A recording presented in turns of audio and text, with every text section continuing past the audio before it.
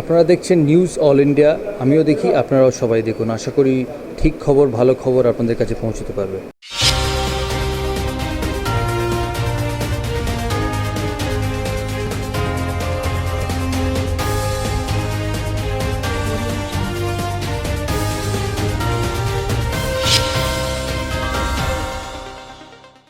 নমস্কার, নিউজিল্যান্ডের পর্দায় আপনাদের স্বাগত। আপনাদের সঙ্গে আমি অর্পিতা। শুরু করছি আজকে বিস্তারিত খবর।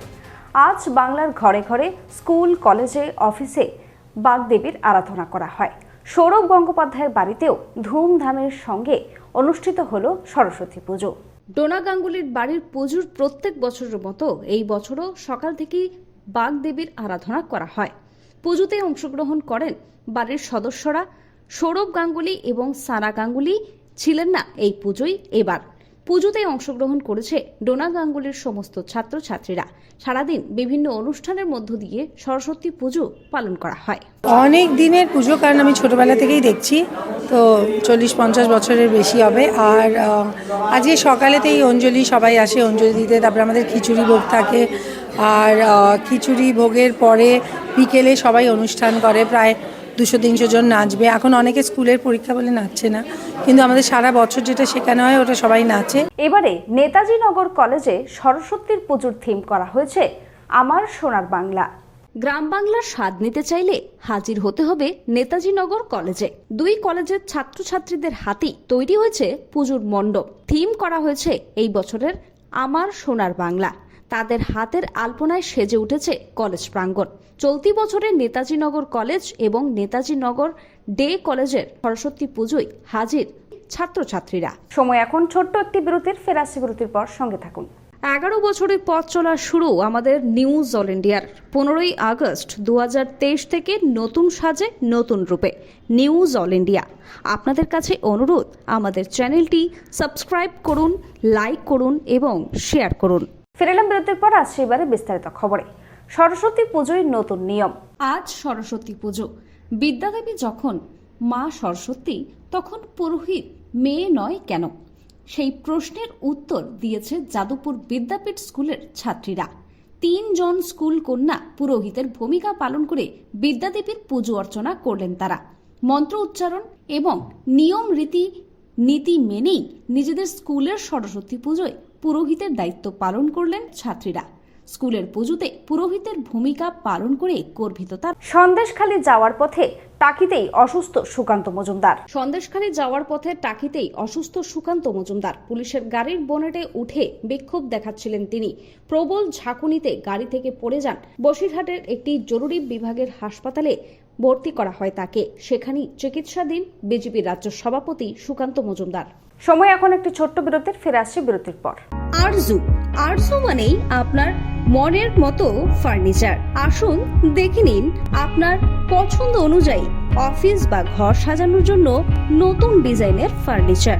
ডিজাইনেবল সোফা, আলমারি, ড্রেসিং টেবিল, অফিসের জন্য রকমারি চেয়ারের সাথে দোলনা, বিভিন্ন রকম ডিজাইনেবল ফার্নিচার। তাহলে আর দেরি না করে চলে আসুন আরজুতে। 74 Rajdanga gold park, Kolkata 700107। 52D Raja SC Mallick road, Jadavpur, Kolkata 700032। Phone number 8100472255, 8240411427। ফিরলাম বিরতির পর। আসছে এবারে বিস্তারিত খবরে। রাজ্যসভায় মনোনয়ন জমা দিলেন তৃণমূলের 2 প্রার্থী এবং বিজেপির 1 প্রার্থী। রাজ্যসভা নির্বাচনের জন্য মঙ্গলবার তৃণমূলের 2 জন এবং বিজেপির 1 জন প্রার্থী মনোনয়নপত্র জমা দিলেন। 27 ফেব্রুয়ারি 5টি আসনের নির্বাচন। এদিন মনোনয়নপত্র জমা দিয়েছেন তৃণমূলের সুস্মিতা দেব ও নাদিমুল হক। তারা বিধানসভায় গিয়ে রাজ্যসভা নির্বাচনের রিটার্নিং অফিসার সুকুমার রায়ের কাছে মনোনয়নপত্র জমা দেওয়ার সময় তাদের সাথে ছিলেন পরিষদীয় মন্ত্রী শোভনদেব চট্টোপাধ্যায় ও মন্ত্রী অরূপ বিশ্বাস। পাশাপাশি বিজেপির প্রার্থী সৌমিক ভট্টাচার্য মনোনয়নপত্র জমা দিলেন। তার সঙ্গে উপস্থিত ছিলেন এদিন বিরোধী দলনেতা শুভেন্দু অধিকারী ও রাহুল সিনহা। আগামী 18 ফেব্রুয়ারি সন্দেশখালীতে জনসভা করবে তৃণমূল। উত্তপ্ত সন্দেশখালীতে আগামী 18 ফেব্রুয়ারি সভা করবে তৃণমূল। কালীনগরের কর্মী বৈঠক থেকে এই ঘোষণা করেন রাজ্যের মন্ত্রী পার্থ ভৌমিক। শুধু তাই নয়, সন্দেশখালীর বঞ্চিত মানুষের জন্য একগুচ্ছ পরিকল্পনাও এদিনের বৈঠকে নেওয়া হয়েছে। সময় এখন একটি ছোট্ট বিরতির, ফিরে আসছি বিরতির পর। আপনি কি ভ্যাকেন্সি ল্যান্ডের সন্ধানে রয়েছেন? চিন্তা না করে আজই যোগাযোগ করুন ঋত্বিকা এন্টারপ্রাইজে।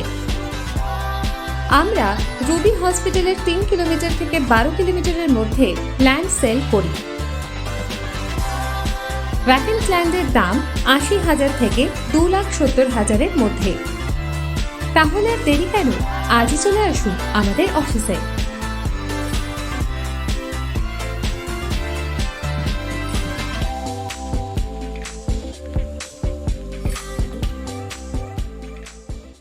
ফিরলাম বিরতির পর। আসছে এবারে বিস্তারিত খবরে। এবার সংসদের দুটি স্ট্যান্ডিং কমিটির সংসদ পদ থেকে ইস্তফা দিলেন যাদবপুরের তৃণমূল সাংসদ মিমি চক্রবর্তী। সূত্রের খবর, লোকসভায় তৃণমূলের দলনেতা সুদীপ বন্দ্যোপাধ্যায়কে চিঠি লিখে ইস্তফা দিয়েছেন এই তারকা সাংসদ। ফলে 24 ঘন্টা কাটতে না কাটতেই ফের একবার এই ধরনের ঘটনায় নতুন করে চাঞ্চল্য ছড়িয়েছে রাজ্য রাজনীতিতে। ফের উদ্বেগ বাড়াচ্ছে মশাবাহিত রোগ। গত বছর থেকেই ডেঙ্গু উদ্বেগ বাড়িয়েছে প্রশাসনিক মহলে। বর্ষাকালে শুধু নয়, সারা বছরই কম বেশি মানুষজন আক্রান্ত হয়েছেন এই মশাবাহিত রোগে। রাজ্যের সর্বাধিক পরিস্থিতি পর্যালোচনা করতে গিয়ে ওই বছর 110টি ব্লককে ডেঙ্গু স্পর্শকাতর হিসেবে চিহ্নিত করেছিল পঞ্চায়েত দপ্তরের স্বাস্থ্য বিভাগ। 2024 শুরু হতে না হতেই ডেঙ্গুর একাধিক কেস সামনে এসেছে। বিপদ কোন ব্লকে বেশি তার পর্যালোচনাও শুরু হয়ে গিয়েছে ইতিমধ্যেই। সময় এখন একটি ছোট্ট বিরতির, ফিরে আসছি বিরতির পর। গাড়ি চালানো শিখতে চান? দীর্ঘ 24 বছর ধরে সরকার অনুমোদিত স্কুলে মহিলা এবং পুরুষদের গাড়ি চালানো শিখিয়ে এবং ড্রাইভিং লাইসেন্স দিয়ে রোজই রোজগারের সুবন্দোবস্ত করে দেওয়া হয়। এক্ষুনি চলে আসুন সরকার অনুমোদিত নস্কর মোটর ট্রেনিং স্কুলে, তিলচলার থানার সামনে, ভিআইপি নগর এবং অজয়নগর, মুকুন্দপুরে।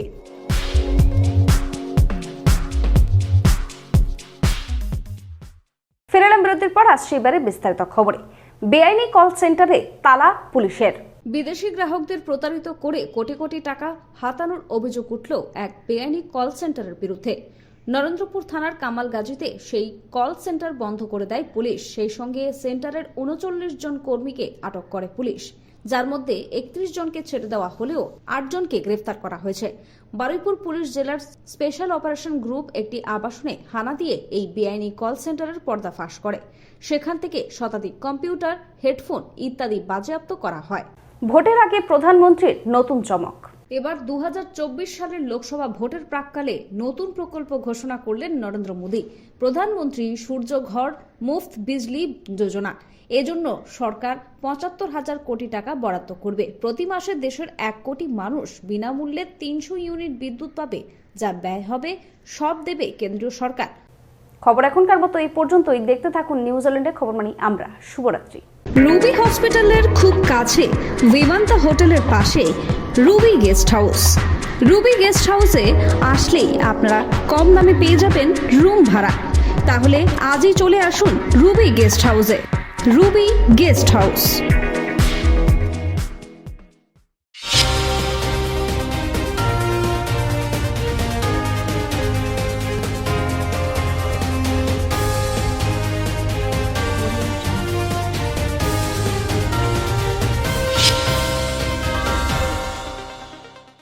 নিউজ অল ইন্ডিয়া খবর মানে আমি ইন্দ্রনীল, আমি সবসময় আপনাদের সাথে রয়েছি।